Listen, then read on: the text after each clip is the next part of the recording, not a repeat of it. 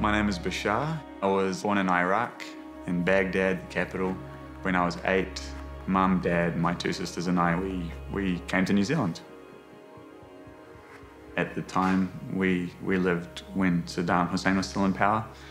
Yeah, I was around 6 or 7 years old when I went to school, and this particular morning there was sort of murmurings between the school kids that, you know, there was this pot underneath the principal's car.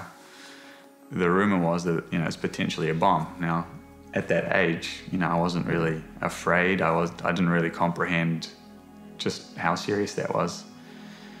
We went to class and, you know, everything seemed normal, and there was, again, word that there was another similar device in a student's desk. So we were evacuated. We went to the church next door, and again, a similar device was found in the church. The safest thing to do was just to say, you guys need to leave. We didn't know how serious things were, but it wasn't a safe environment for me to grow up in. I was 8 when we left Iraq. Basically, we'd gone to my grandparents' home, our whole family, and for me it was a big sleepover. But it wasn't only until the following morning when I woke up that I realized we were actually leaving. That was the last day I was going to be in Baghdad.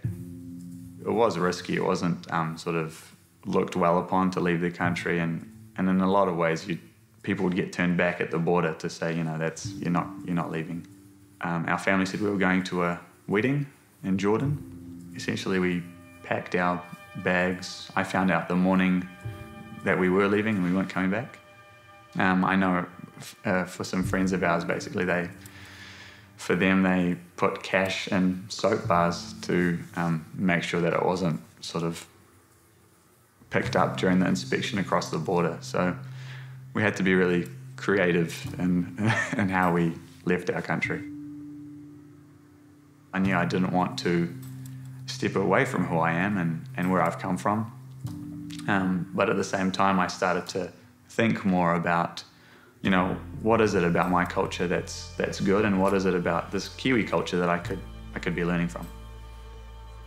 Yeah, so last year I found that I was doing a lot of things, and I was really busy with work and with my involvement in church and with relationships. And while I was doing a lot, I wasn't abiding in God. I wasn't really finding rest in Him.